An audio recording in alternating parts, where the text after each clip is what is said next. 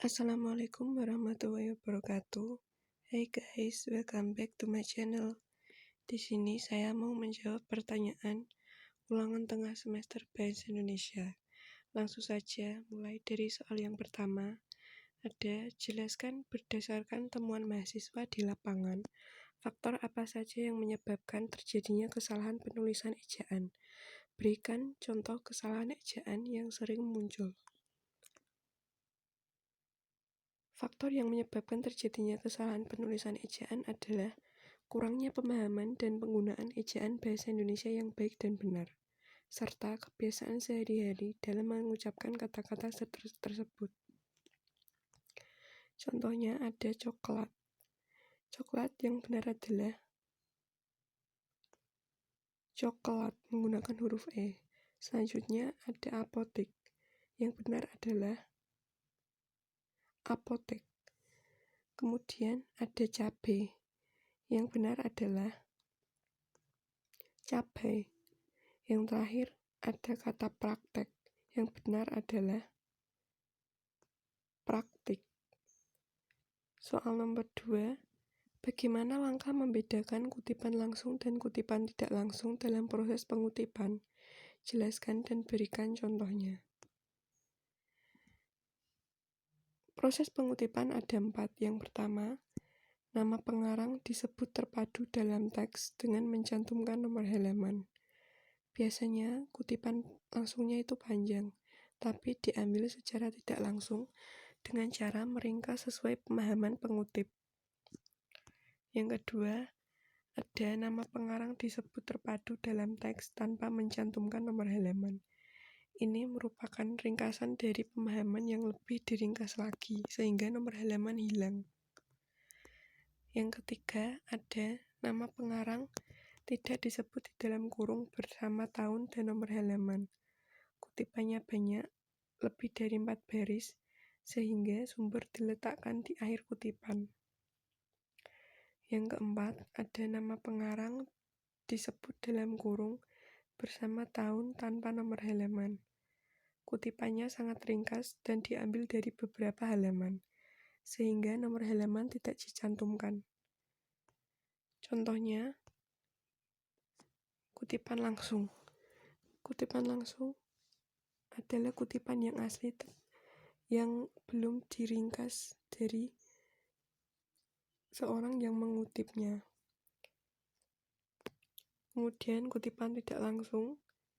Kutipan tidak langsung adalah kutipan yang sudah diringkas sesuai pemahaman pengutip.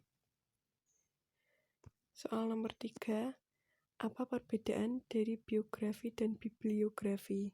Jelaskan disertai dengan contoh. Biografi adalah karya sastra yang berisikan riwayat hidup seorang tokoh ternama yang menceritakan tentang perjalanan hidup seseorang mulai dari kecil hingga dewasa, bahkan sampai meninggal dunia. Di sini ada contoh dari biografi Chairil Anwar. Di sini dijelaskan Chairil Anwar mulai dari lahir dan pendidikannya sampai beliau meninggal dunia pada tanggal 28 April 1949. Kemudian bibliografi atau daftar pustaka adalah daftar yang berisi judul-judul buku, artikel-artikel, dan bahan-bahan penerbit lainnya yang mempunyai pertalian dengan sebuah karangan atau sebuah karangan yang telah digarap. Hal yang harus diperhatikan dalam menyusun daftar pustaka. Yang pertama, daftar pustaka tidak diberi nomor urut. Yang kedua, nama pengarang diurutkan berdasarkan urutan. Yang ketiga, gelar penulisan tidak dicantumkan walaupun dalam buku yang dikutip penulis gelar.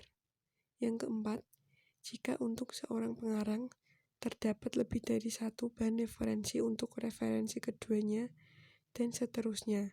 Nama pengarang tidak diikutsertakan, tetapi diganti dengan garis sepanjang 5 atau 7 ketikan, dan seterusnya.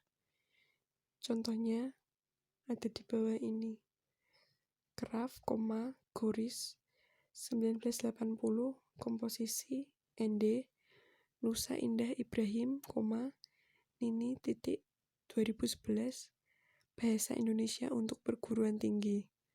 Penerbit Jakarta UHAMKA Press. Soal nomor 4, apa perbedaan makna antara kata pukul dan jam? Jika dilihat dari penggunaan untuk menunjukkan kata pergantian waktu, jelaskan disertai contoh. Menurut kaidah penggunaan yang benar, kata jam adalah kata yang menunjukkan kata benda kepada suatu benda penunjuk waktu. Contohnya dalam kalimat ini, dia baru saja membeli jam untuk ibunya. Sedangkan kata pukul digunakan untuk menyatakan waktu tertentu. Contohnya, kita berangkat pukul 9 waktu Indonesia Barat tepat, jangan terlambat. Soal nomor 5, bahasa berdasarkan hakikatnya merupakan sistem bunyi bermakna. Jelaskan pernyataan tersebut dan apa kaitannya dengan sistem bunyi bermakna dengan penggunaan bahasa. Menurut buku Bahasa Indonesia untuk Perguruan Tinggi, bahasa dinyatakan sebagai sistem lambang bunyi, yakni bahasa itu merupakan susunan kumpulan dari lambang-lambang bunyi seperti A, B, C, D, E, F, dan seterusnya. Dinyatakan sebagai sistem karena lambang-lambang bunyi tersebut memiliki makna. Kaitannya dengan penggunaan bahasa, bahasa dinyatakan sebagai lambang bunyi yang arbitrer, karena lambang-lambang bunyi tersebut adanya berdasarkan kesepakatan masyarakat pemakai bahasa yang bersangkutan. Masyarakat pemakai bahasa memiliki kewenangan dalam menentukan lambang-lambang bunyi bahasanya. Contoh, pada masyarakat Jawa yang memakai bahasa Jawa, memiliki lambang bunyi yang bahasa berbeda dengan masyarakat pemakai bahasa Arab, Cina, Latin, dan Sanskerta. Begitu juga dengan masyarakat yang lain, juga memiliki lambang bunyi bahasa sendiri-sendiri. Soal nomor 6, mengapa sering terjadi kesalahan penulisan tanda koma? Jelaskan disertai 5 contoh kesalahan tersebut. Biasanya karena kurangnya paham dengan kosakata, dan biasanya kita menulis berdasarkan cara kita berbicara atau dari materi yang kita baca. Hal ini terjadi umumnya pada kalimat panjang. Saat merasa perlu bernafas atau berhenti, kita menambahkan koma. Contohnya, yang pertama ada, aku hanya membawa buku, tas, dan pensil. Yang benar adalah, aku hanya membawa buku, tas, dan pensil. Yang kedua, adik tidak mau sekolah lagi karena diejek oleh teman-temannya.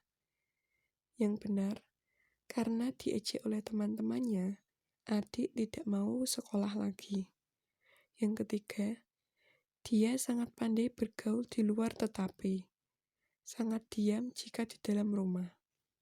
Yang benar adalah, dia sangat pandai bergaul di luar, tetapi sangat diam jika di dalam rumah.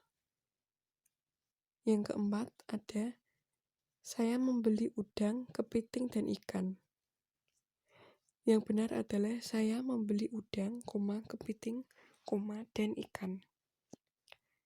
Contoh terakhir, saya bergabung dengan Wikipedia tetapi tidak aktif. Yang benar adalah, saya bergabung dengan Wikipedia tetapi tidak aktif. Soal nomor 7, apa perbedaan dari makna dari titik 2 dengan titik koma? Jelaskan disertai contoh penggunaan tanda tersebut yang benar. Tanda titik 2 adalah tanda baca yang dilambangkan dengan 2 titik berukuran sama yang diletakkan satu di atas yang lain atau diletakkan di tengah garis vertikal yang sama. Seperti halnya tanda baca lain, penggunaan tanda titik 2 bervariasi antara berbagai bahasa dan bahkan pada bahasa yang sama pada periode yang berbeda. Sebagai aturan umum, tanda titik 2 memberitahukan pembaca bahwa uraian setelah tanda ini memberi bukti dan menjelaskan, atau merupakan unsur dari apa yang sudah dijelaskan sebelum tanda tersebut. Contohnya, kita sekarang memerlukan perabotan rumah tangga. Yang dijelaskan, perabotan rumah tangga itu ada kursi, meja, dan lemari. Ada kata ketua yang menunjukkan ketua tersebut adalah bernama Ahmad Wijaya. Kemudian tanda titik koma adalah tanda baca dengan beberapa penggunaan, terutama untuk jeda pada kalimat dan pemotongan pada suatu daftar. Contoh pembacaannya, malam makin larut, pekerjaan belum selesai juga. Contoh yang kedua, ayah mengurus tanamannya di kebun itu. Ibu sibuk bekerja di dapur, adik menghafal nama-nama pahlawan nasional, saya sendiri asik mendengarkan siaran pilihan pendengar. Soal nomor 8, jelaskan mengapa sering terjadi kesalahan penulisan huruf miring. Berikan contoh kesalahan tersebut disertai dengan pembenarannya. Yang menyebabkan kesalahan penulisan huruf miring sering terjadi adalah kurangnya pemahaman akan fungsi huruf miring yang baik dan benar. Contoh 1, kesalahannya terkait motif perilaku. Ali menyebut berdasarkan BAP, AM mengaku kesal lantaran ia dimarahi pelaku sewaktu sedang bermain game online. Pembenarannya, setelah kata bermain seharusnya game online menggunakan huruf miring yang merupakan bahasa asing. Menjadi terkait motif pelaku, Ali menyebut berdasarkan hasil BAP, AM mengaku kesal lantaran ia dimarahi pelaku sewaktu sedang bermain game online. Game online di sini menggunakan huruf miring karena merupakan bahasa asing. Contoh kedua, kekuasaan seorang presiden ada batasnya, karena kekuasaan yang langgeng hanya kekuasaan rakyat, dan di atas segalanya adalah kekuasaan Tuhan Yang Maha Esa. Insinyur Soekarno. Pembenarannya, kekuasaan seorang presiden ada batasnya, karena kekuasaan yang langgeng hanya milik kekuasaan rakyat, dan di atas segalanya adalah kekuasaan Tuhan Yang Maha Esa. Di sini kata kekuasaan seorang presiden sampai Tuhan Yang Maha Esa menggunakan huruf miring karena merupakan kalimat yang dikutip dari buku majalah atau pernyataan orang lain, yaitu dari Insinyur Soekarno. Soal nomor 9, jelaskan bentuk kesalahan penulisan konsonan dan vokal pada karya tulis ilmiah. Berikan contoh kesalahan tersebut disertai dengan pembenarannya. Pada contoh kesalahan huruf vokal, ada kata hakikat. Yang benar adalah hakikat menggunakan huruf I.